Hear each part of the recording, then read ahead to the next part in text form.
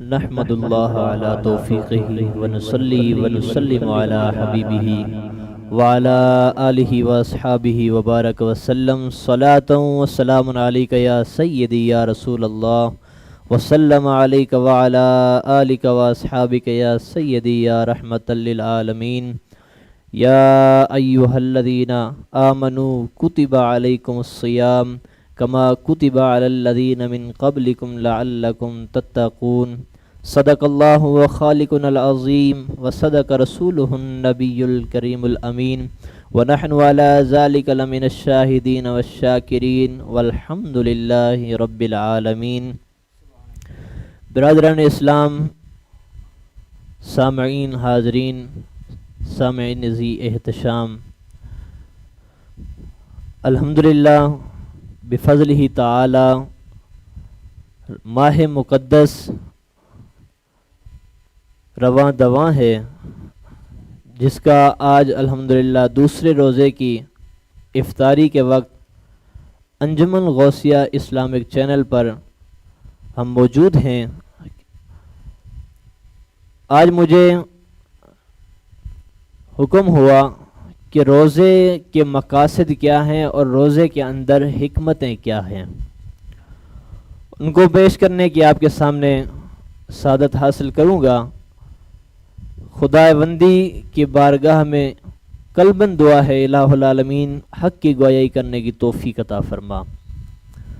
بعد اس کے ہم سب کو اس پر عمل کرنے کی بھی اللہ رب العزت توفیق عطا فرما۔ سامعین ذی احتشام، ویسے تو روزے کی بے بہا و بے شمار حکمتیں ہیں، مگر چند آپ کے سامنے پیش کرنے کی کوشش کروں گا، جس کے اندر سب سے پہلی حکمت تو اللہ رب العزت نے خود ارشاد فرما دی ہے واضح اور صراحت کے طور پر۔ چنانچہ رب العزت ارشاد فرماتا ہے یا ایہا الذین آمنوا کتب علیکم الصیام کما کتب علی الذین من قبلکم لعلکم تتقون۔ ایمان والو، سن لو کہ تم پر روزے فرض کیے گئے ہیں، اور یہ روزے صرف تم پر فرض نہیں کیے گئے بلکہ تم سے پہلے جتنی بھی امم سابقہ ہیں،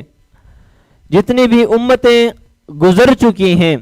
حضرت آدم علیہ السلام کی ذات مقدسہ سے لے کر آج تک جتنی بھی امتوں کا گزر ہوا ہے، روزے ان تمام پر فرض ہوئے ہیں۔ اگرچہ ایام اور حالات مختلف تھے، لیکن اتنی بات تو طے ہے کہ روزے کا جو فرض ہونا ہے صرف امت محمدی پر نہیں بلکہ اس امت سے پہلے جتنی امتیں گزری ہیں ان تمام پر فرض روزے ہوئے ہیں۔ آگے پھر اس کا سبب کہ کیوں روزے ہم پر فرض کیے گئے ہیں، اس کی حکمت اللہ رب العزت نے واضح طور پر ارشاد فرما دی ہے۔ اللہ رب العزت ارشاد فرماتا ہے لعلکم تتقون، ایمان والو تم پر روزے اس لیے فرض کیے گئے ہیں تاکہ تم متقی پرہیزگار بن جاؤ اور گناہوں سے بچنے والے ہو جاؤ اور بری چیزوں سے کنارہ کشی کرنے والے ہو جاؤ۔ یہ اللہ رب العزت نے جو بتائی ہے حکمت، یہ سب سے بڑی حکمت ہے۔ یقینی بات ہے کہ جب بندہ گناہوں سے اپنے آپ کو بچائے گا اور گناہوں سے کنارہ کشی کرے گا تو یہ سب سے بڑی عبادت ہے کہ بندہ گناہوں سے اپنے آپ کو بچا رہا ہے۔ لیکن اگر رمضان بھی آ گیا، روزے بھی ہم کو نصیب ہو گئے، اور جو اللہ رب العزت نے علت بیان کی ہے اور جو سبب بیان کیا ہے اس کا کہ کیوں روزے آئے، وجہ یہ ہے کہ تاکہ متقی بن جائیں، ایمان والے تقوی و پرہیزگاری کو اپنے دامن سے جانے نہ دیں بلکہ تھامے رکھیں، اور بعد اس کے بھی اگر وہ ایمان والے تقوی اور پرہیزگاری اپناتے نہیں ہیں اور روزے کے جو تقاضے ہیں ان روزے کے تقاضوں کو پورا نہیں کرتے تو گویا کہ ان لوگوں نے آئے مہمان کی قدر نہ کی، اور اللہ رب العزت کی اس حکمت کو سمجھنے سے قاصر رہ گئے، چونکہ مصطفیٰ کریم علیہ تحیت و تسلیم نے واضح طور پر یہ ارشاد فرما دیا، من لم یدع قول الزور والعمل به، کہ جو شخص جو جھوٹی باتوں پر عمل کو نہیں ترک کرتا، جھوٹ کو ترک نہیں کرتا اور اس پر عمل کرنے کو بھی ترک نہیں کرتا، تو ایسے بندے کے روزہ اور اس کا جو بھوکا رہنا ہے، جو پیاسا رہنا ہے، اللہ رب العزت کو اس کی حاجت نہیں ہے۔ اللہ رب العزت کو اس چیز کی حاجت نہیں ہے کہ صرف اور صرف پورا دن اور بھوکا رہے، وہ پیاسا رہے، جو جائز چیزیں ہیں ان سے بھی باز رہے۔ اللہ رب العزت کو صرف اس کی حاجت نہیں ہے۔ اے مومن، تیرے بھوکا رہنے کی اللہ رب العزت کو حاجت و ضرورت نہیں ہے، بلکہ تیری ہی بھلائی کے لیے ہے۔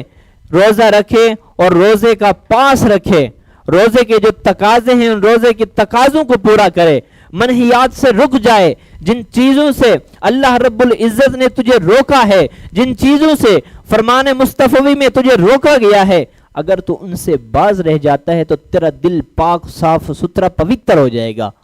اور اس روزوں کے آنے کا مقصد تو نے حاصل کر لیا ہے۔ دوسری حکمت اللہ رب العزت یہ ارشاد فرماتا ہے، اس روزے کے اندر جو دوسری حکمت ہے وہ یہ ہے، تربیت صبر و شکر۔ تربیت صبر و شکر روزے کی دوسری بہت بڑی حکمت ہے۔ وہ کیسے حکمت ہے؟ اس طرح حکمت ہے کہ ایک بندے کے سامنے حلال چیزیں موجود ہیں، اس کے باوجود بھی وہ اپنے آپ کو روک رہا ہے، جبکہ اس کے اوپر جائز ہے وہ کھانا، لیکن کیا ہے؟ خوشنودی رب العزت کو حاصل کرنے کے لیے وہ صبر اور شکر کر رہا ہے۔ یہاں پر دو صاحب حال اور ولیوں کا ایک مختصر واقعہ آپ کے سامنے پیش کروں تو وہ فائدے سے خالی نہ ہوگا۔ دو صاحب بزرگ آپس میں ایک طویل عرصے کے بعد ملتے ہیں، تو ایک دوسرے سے ملاقات کے بعد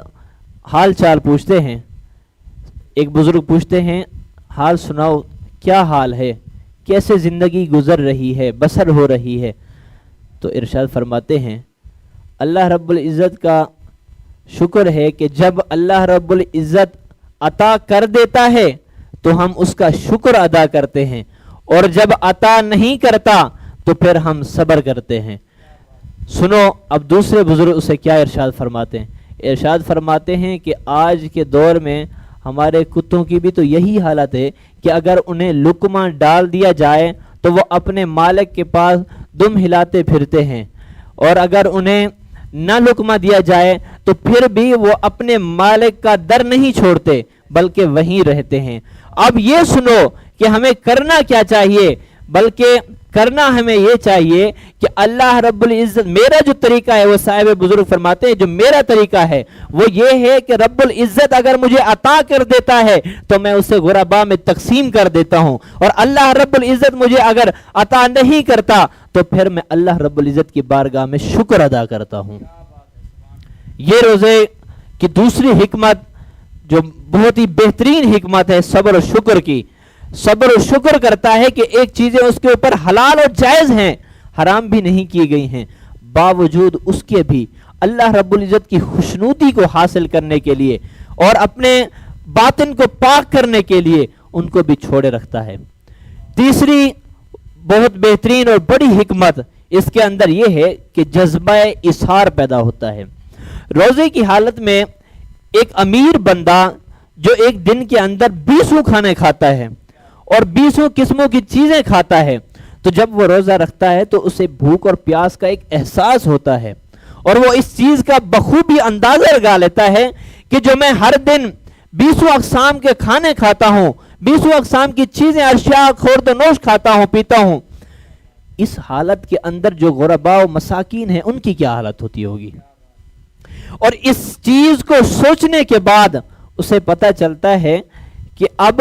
جو غرباء ہیں، جو میں ایک وقت میں کتنی اشیاء کھا لیتا ہوں اور وہ ایسے ہی رہ جاتے ہیں، تو روزے کی حالت میں جب وہ تمام اشیاء سے باز رہتا ہے، تمام چیزوں سے باز رہتا ہے، تو اسے اس چیز کا احساس ہو جاتا ہے کہ غربا بھی اس دنیا کے اندر موجود ہیں۔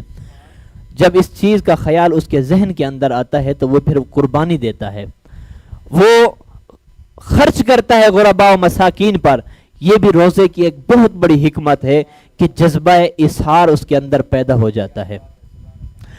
چوتھی اس کے اندر حکمت اور بڑی بہترین حکمت ہے کہ تزکیہ نفس پیدا ہوتا ہے۔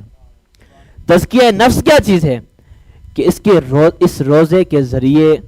اس کا دل پاک پوتر اور صاف ہو جاتا ہے۔ گناہوں کی جو گرد و آلود اس کے اوپر اور غبار اس کے اوپر چڑھی ہوتی ہے اس کے دل کے اوپر، روزہ رکھنے کے بعد یہ بہت بڑی حکمت ہے کہ وہ غبار جو ہے اتر جاتی ہے اور اس کا دامن گناہوں سے پاک ہو جاتا ہے، اس کا دل گناہوں سے پاک صاف ستھرا ہو جاتا ہے۔ بعد اس کے جو جسم کی غذا ہے، روزے کے ذریعے جسم کی غذا سے باز رہتا ہے، کیونکہ جب جسم کی غذا اسے ملتی ہے اور مادی غذا جو ملتی ہے، پھر اس کے اندر خواہشات پیدا ہوتی ہیں، جسم کے اندر خواہشات پیدا ہوتی ہیں، لیکن جب اسے مادی غذا سے دنیاوی غذا سے باز رکھا جاتا ہے تو اس کا دل پاک ہو جاتا ہے، پھر روح کو تقویت ملتی ہے۔ روح کو تقویت ملنے کی مثال سماعت فرمائیے۔ حضرت غوث اعظم رضی اللہ تعالی عنہ، ان کی روح کو ایسی تقویت کہ روزے کے درمیان رمضان مبارک کے دوران تقریباً لگ بھگ 40 مریدین نے آپ کو روزے افطار کی دعوت دی، آپ نے کسی کو منع نہیں کیا۔ تو یاد رکھیں کہ روح کی جو تقویت ہے وہ ایسی ہوئی کہ 40 مریدین کے پاس ایک ہی دن آپ روزہ افطاری کرنے کے لیے گئے۔ جب دوسرا روز ہوا تو مریدین آپس میں باتیں کرنے لگے کہ کل تو اس وقت افطاری کے وقت حضرت میرے پاس موجود تھے، اور دوسرا کہتا ہے کہ میرے پاس موجود تھے، تیسرا کہتا ہے کہ میرے پاس اس وقت موجود تھے، روزہ افطاری کی دعوت میری بھی قبول کی تھی۔ تو وہیں غوث اعظم رضی اللہ تعالی عنہ کے صاحبزادے کا گزر ہوا، تو ارشاد فرماتے ہیں تم کیوں آپس میں لڑ رہے ہو، جبکہ حال تو یہ ہے کہ کل میرے والد محترم نے میرے گھر پہ جو ہے روزہ افطاری کی دعوت کی تھی، میرے گھر پہ بھی روزہ افطاری کی تھی، تم کیوں لڑ رہے ہو؟ یہ ہے روح کی تقویت، یہ ہے روح کی طاقت۔ جب جسم کو مادی غذا سے روک دیا جاتا ہے تو پھر روح کو تقویت ملتی ہے، پھر رب العزت کی خوشنودی حاصل ہوتی ہے، رب العزت پھر یہ مقام عطا کر دیتا ہے کہ ایک ہی دن کے اندر 40 اور 41 مقامات پر حاضری ہو جاتی ہے، اور دوسرے لوگ جو ہے اس کے مابین لڑتے جھگڑتے رہتے ہیں۔ چوتھی حکمت بیان کرنے کے بعد پانچویں حکمت اس کے اندر یہ ہے کہ رضائے خداوندی کا حصول ہوتا ہے۔ روزہ رکھنے کے بعد اللہ رب العزت کی رضا حاصل ہوتی ہے، اور اللہ رب العزت اس سے راضی ہو جاتا ہے کہ ایک بندہ، اس کے لیے چیزیں میں نے حلال کر دی ہیں، حلال چیزوں کو وہ صرف اور صرف میری رضا کے لیے رک رہا ہے، ان چیزوں سے حلال چیزوں کو اپنے آپ سے دور کر رہا ہے، جبکہ اس کے سامنے موجود ہیں، اور اگر کسی سے چھپے وہ کھانا چاہے تو کھا بھی سکتا ہے، پی بھی سکتا ہے، لیکن کیوں رک رہا ہے اس سے؟ وجہ صرف اور صرف ایک ہی ہے کہ رضائے خداوندی، خوشنودی خداوندی کے حصول کے لیے وہ حلال چیزوں سے بھی باز رہ رہا ہے۔ ایک بزرگ نے اپنے مرید سے سوال کیا کہ تجھے کیسے پتا چلے گا کہ اللہ رب العزت تجھ سے راضی ہو گیا ہے؟ مرید کا جواب سنیے اور جھومیے کہ جواب کیسا عطا فرمایا۔ مرید ارشاد فرماتے ہیں کہ جب میرا دل یہ خود بول اٹھے کہ میں راضی ہوں رب العزت سے، تو گویا کہ ایسا ہے کہ رب العزت مجھ سے بھی راضی ہو گیا ہے۔ وہ کیسے؟ کہ رب العزت نے جو ہم سب پر امور فرض کیے ہیں، ایک بندہ خوشی سے ان امور کو بجا لاتا ہے، ان امور کو بجا لاتا ہے، ایک نماز پڑھنے کے بعد پھر دوسری نماز کا وہ انتظار کرتا ہے، جن چیزوں سے رب العزت نے اسے روکا ہے ان چیزوں سے وہ رک رہا ہے، جن چیزوں کا اللہ رب العزت نے اسے حکم دیا ہے ان چیزوں کو وہ بخوبی سر انجام دے رہا ہے، تو گویا کہ اللہ رب العزت اس سے راضی ہے، اور اللہ رب العزت یہ چاہ رہا ہے کہ میرا بندہ ان چیزوں سے بچ جائے۔ اللہ رب العزت چاہ رہا ہے کہ میرا بندہ میرے بتائے ہوئے احکام پر عمل کرے، تو یہ اللہ رب العزت کا یہ توفیق دینا اللہ رب العزت کی بہت بڑی رضامندی ہے۔ اللہ رب العزت جس سے راضی ہوتا ہے اسے سجدوں کی توفیق عطا فرماتا ہے، اور اللہ رب العزت جس سے ناراضگی کا اظہار فرماتا ہے تو پھر اس سے اپنے سجدوں کی توفیق بھی چھین لیتا ہے، اسے وہ کوئی دنیاوی عذاب میں مبتلا بظاہر نہیں کرتا، بلکہ یہ سب سے بڑا عذاب اس کے لیے یہ ہے کہ اللہ رب العزت نے اپنی بارگاہ میں سربا سجود ہونے کی توفیق ہی اس سے چھین لی ہے۔ یہ اللہ رب العزت کی ناراضگی ہے۔ لیکن جب بندہ روزہ رکھتا ہے تو دوسرے احکام جب وہ سر انجام دیتا ہے، اللہ رب العزت گویا کہ اس سے راضی ہے، اور جب بندہ خوشی سے اللہ رب العزت کے احکام کو سر انجام دے رہا ہے، گویا کہ بندہ بھی اس بات سے راضی ہے کہ جو احکام اللہ رب العزت نے مجھ پر لاگو کیے ہیں وہ میں بخوبی انجام دے رہا ہوں، اور اس پر میں لبیک کہتا ہوں اور میں خوش ہوں۔ تو یہ ہے رضی اللہ عنہ ورضوا عنہ، جس کا مطلب یہ ہے کہ بندہ بھی اس سے راضی ہے، اللہ رب العزت بھی اس سے راضی ہے۔ یہ چند روزے کی حکمتیں آپ کے سامنے میں نے پیش کی ہیں۔ بارگاہ خدا بندی عز و جل میں دعا ہے الہ العالمین، جو بھی مجھ سے خطائیں ایک انسان ہونے کے ناطے سرزد ہو گئی ہوں، اپنے محبوب ترین بندوں کے طفیل اے اللہ میری خطاؤں کو درگزر فرما، اور ان احکامات پر ہم سب کو عمل کی توفیق عطا فرما۔ الہ العالمین آئے مہمان اس رمضان کی قدر کرنے کی توفیق عطا فرما۔ وما علیہ الا البلاغ المبین۔